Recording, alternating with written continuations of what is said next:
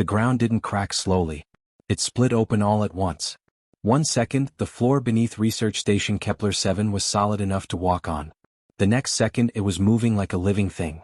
The tremors hit hard and fast, throwing people off their feet and sending equipment crashing from shelves. Alarms started wailing, that piercing electronic scream that you feel in your bones as much as hear in your ears. It filled every corridor and every room at the same time. Dr. Tom Palmer was in the main command center when it happened. He'd been reviewing soil samples with his team when the first jolt nearly knocked him into the desk. He caught himself, steadied his breathing, and immediately started barking orders. His voice wasn't panicked, just sharp and clear, the way a person sounds when they've trained for emergencies and their body knows what to do. All personnel to the evacuation points. Now, don't wait for further instruction. His hand was already on the emergency broadcast button. Lieutenant David Torres was in the corridor when the shaking started. He was young, maybe 30, and he'd been military long enough to know that when the ground moves, you move faster. He started organizing people right away, pointing some toward the emergency stairwells and others toward the reinforced emergency exits. He kept his voice steady and calm, even though the walls around him were cracking and pieces of the ceiling were starting to fall. Torres had done this kind of thing in drills 100 times, but drills didn't make your heart pound like this. Drills didn't make the floor actually shift beneath your feet. The station wasn't built for earthquakes. Sure, it had structural reinforcements. Everything out here did. But Kepler-7 was supposed to be a research station, not a fortress. It was meant for studying the planet, not surviving it tearing itself apart. As the tremors grew worse, pipes burst and sprayed water into the hallways. Glass panels that had seemed so clear and strong just moments before now shattered into dangerous fragments. The lights flickered and emergency backup systems kicked in, bathing everything in that strange red-orange emergency glow. That's when the sound came. It wasn't part of the chaos of the earthquake. This sound was something else entirely. It was a shriek so high and so loud that it cut through the alarm bells and the rumbling of the earth like nothing else could. It wasn't human. Everyone who heard it felt something primitive activate in their brains, that ancient part that recognized the sound of something in terrible, desperate pain or fear. It made your teeth ache. It made your skin prickle. It made people stop moving for just a second, confused and uncertain about which threat to react to first. The shriek was coming from the geology lab, the one that had already taken heavy damage from the quake. A team of researchers had been working there just minutes before, extracting core samples and studying rock formations. They'd already evacuated, but something else was there now. Something that definitely wasn't supposed to be. The rubble started to shift. Small rocks and pieces of metal equipment tumbled away from one spot, and then something emerged. It was small, maybe the size of a large dog, something like a greyhound if you stretched the comparison, but nothing about it was ordinary. Its skin seemed to shimmer with color like oil on water, but more alive than that. The scales caught the red emergency light and threw it back in prismatic waves. The creature had wings, though they were folded tight against its body right now, like it was trying to make itself smaller. And when it lifted its head and looked around at the destruction surrounding it, it screamed again. Torres was closest. He heard the creature and his immediate instinct was security. Threat assessment. Containment. He shouted at the nearest team to grab the portable containment field, a device meant for hazardous biological samples.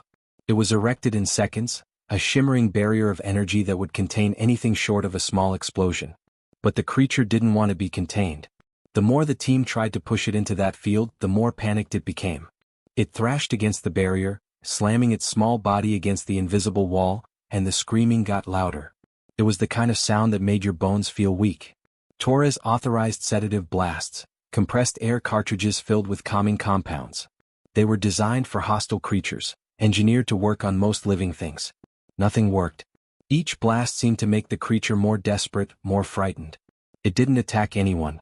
It wasn't trying to hurt anyone. It was just trapped and alone and scared, pushing harder against the containment field with each passing second. The walls trembled from the force of its screams. Pieces of the ceiling that hadn't already fallen started to loosen. Torres was doing what protocol demanded. He was doing his job. But looking at that creature, really looking at it, he could see something in its eyes that didn't match the threat assessment in his mind. It wasn't hostile. It was terrified. The alarms had been screaming for 5 minutes straight when Bob heard something else underneath them.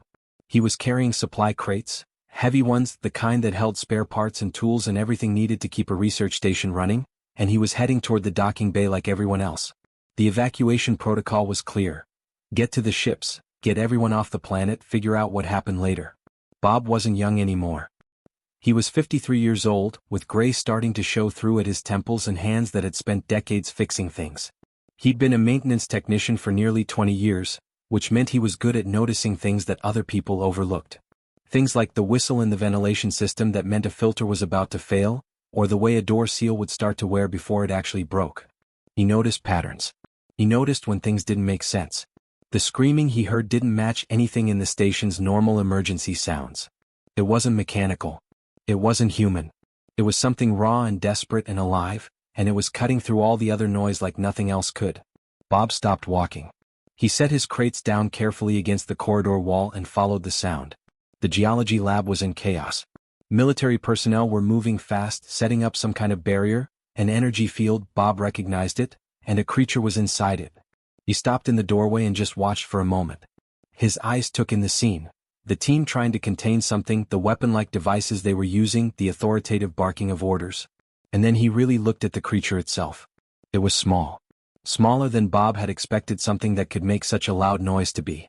It looked almost like it had wings, though they were clamped tight against its body. And it was huddled in the corner of the energy field, not trying to escape so much as just trying to make itself smaller. Trying to disappear.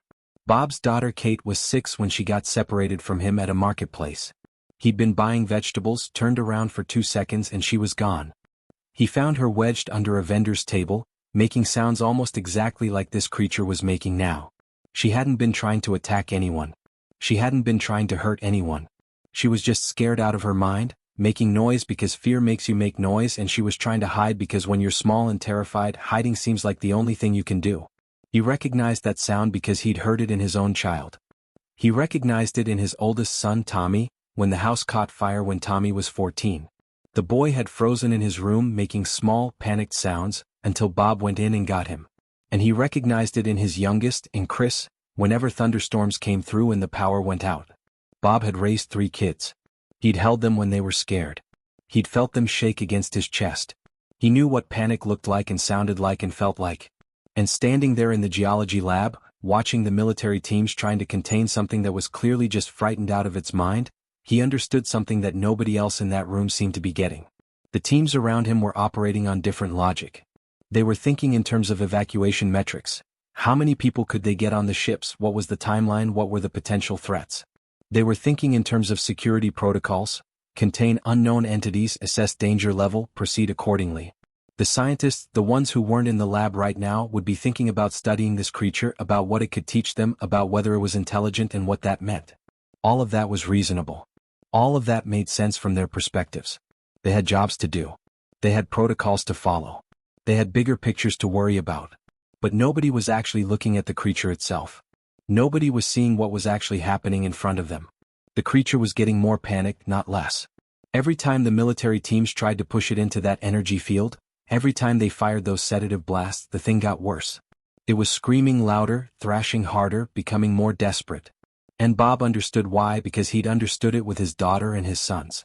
When you're scared, when you feel trapped, when you don't understand what's happening to you, being forced into a smaller space doesn't help. Being hit with things you don't understand doesn't help. What helps is knowing that someone sees you. That someone understands you're scared. That you're not alone in it. Bob watched the creature push against that energy field. He watched it scream. And he saw something that he was pretty sure no one else in the room was seeing. He saw something young and confused and terrified, and he saw something that needed help. Not the kind of help that came from protocols or weapons or evacuation procedures. The kind of help that came from remembering what it felt like to be scared and reaching out anyway. He'd come to the evacuation point to do his job. Instead, he'd found something much more important. A creature that needed someone to actually look at it. Really look. Bob didn't move. He just stood there thinking. Bob made a decision in about 2 seconds.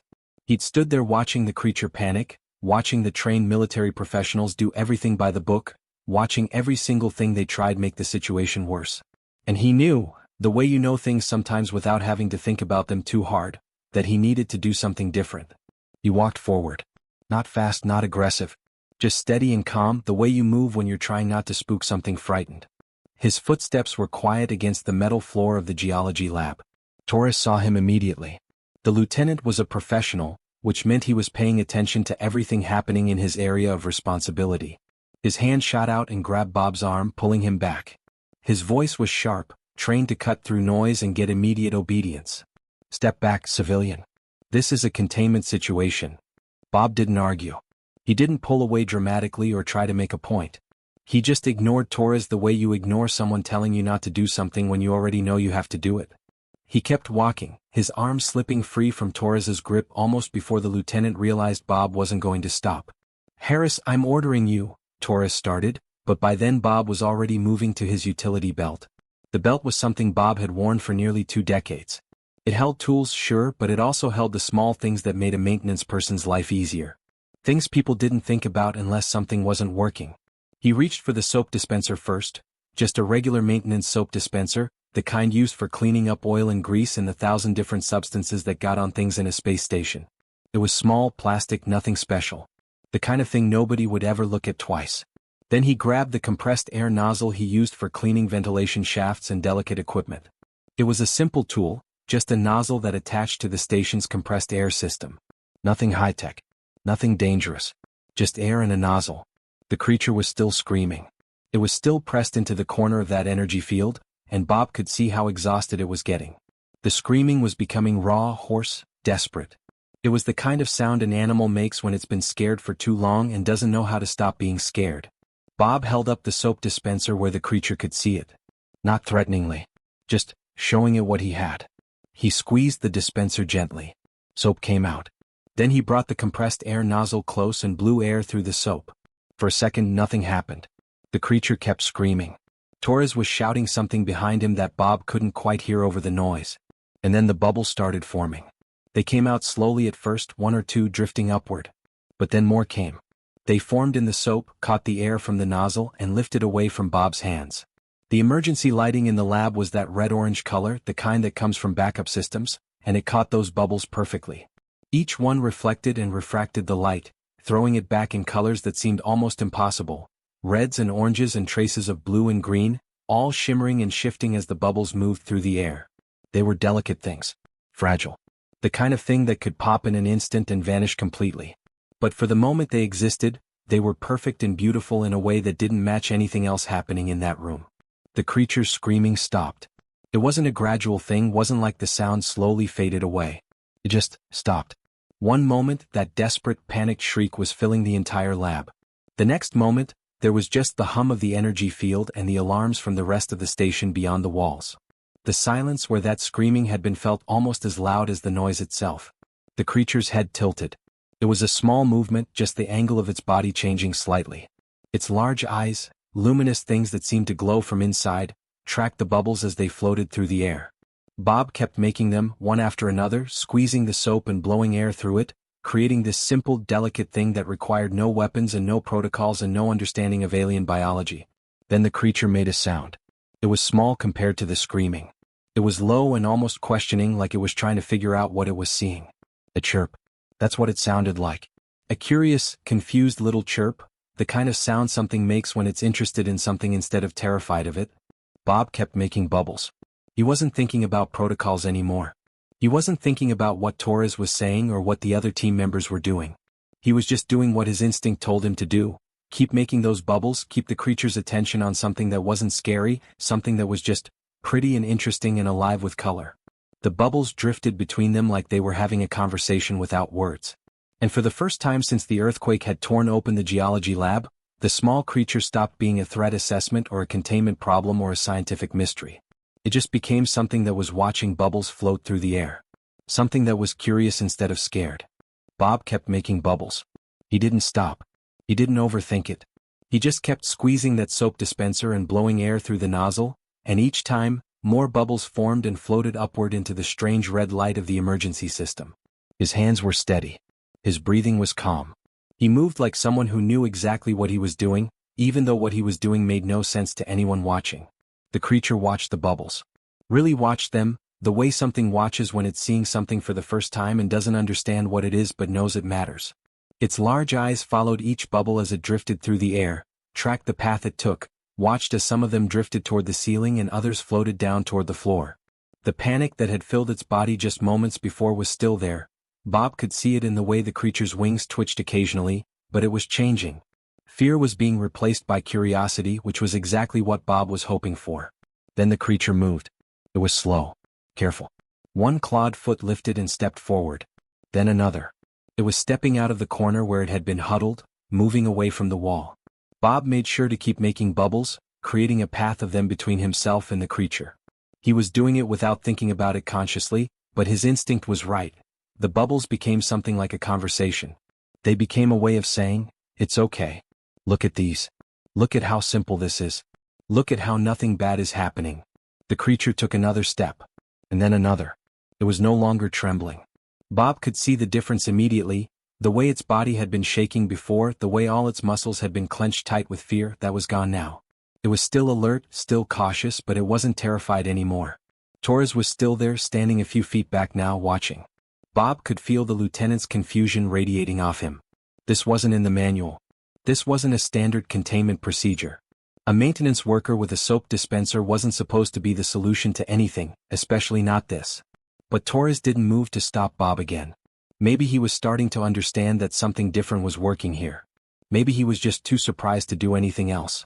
Bob started walking backward very slowly toward the corridor that led to the docking bay. He kept making bubbles as he moved, creating this trail of shimmering, floating things that caught the emergency light and threw it back in impossible colors. The creature followed. It moved forward, step by step, keeping its eyes on the bubbles, keeping its attention on something that wasn't scary. Word spread fast through the station. When you're evacuating and someone's doing something unusual, people notice. Personnel in the corridors stopped and stared as Bob walked past, making bubbles, with the small alien creature following behind him like it was the most natural thing in the world. Some of them reached for weapons reflexively, then caught themselves. Some of them just stood there with their mouths open, trying to understand what they were seeing. "Is that thing attacking?" someone asked. "It's following him," someone else said, like that was an answer. But Bob wasn't paying attention to any of that. He was focused on the creature and on the bubbles. He'd slowed his pace deliberately, making sure the creature could keep up easily. The docking bay was still a few corridors away, and he wanted this journey to be calm, to reinforce that nothing bad was happening, that this small being could trust what was happening because nothing about it was threatening. The creature's chirping was almost constant now. Not the panicked sounds from before, but something lighter. Something curious. The small alien was looking at the bubbles like they were the most interesting thing it had ever seen. It reached out once with one clawed hand, trying to catch one of them. When the bubble popped against its claw, that gentle, delicate pop that happens when a bubble meets anything solid, the creature made a surprised sound and looked at Bob like, "What happened to it?" Bob made more bubbles immediately, showing the creature that yes, they pop, but he can make more. There's always more where those came from. By the time they were walking through the final corridor to the docking bay, the creature had stopped trying to catch the bubbles and was just walking alongside Bob, watching them float and pop and disappear. Its wings had unfurled slightly, just a little, like it was starting to relax. Starting to feel safe. The docking bay doors opened ahead of them. The ship was there, massive and real and ready to get them off this dying planet. The evacuation crew looked up from their stations and froze when they saw Bob and the creature coming in together. Bob didn't stop. He just kept walking toward the ship, kept making bubbles. The creature followed, and as they crossed the threshold into the docking bay, it did something new. It moved closer to Bob, pressing the side of its small head against Bob's leg as it walked beside him. It was a gesture of trust. A gesture of connection. The creature wasn't screaming anymore. It wasn't attacking or panicking or trying to escape. It was just walking beside a maintenance worker who'd figured out that sometimes the most powerful things in the universe aren't weapons or force fields or protocols. Sometimes they're just bubbles and someone who cares enough to make them. 6 months had passed since the evacuation. The research station had moved to a new location on the planet's safer continental shelf, away from the seismic zones that had torn apart the old facility. The work had continued, but everything was different now. Everything had changed because of one small creature and one maintenance worker with a soap dispenser. The creature had been named Echo.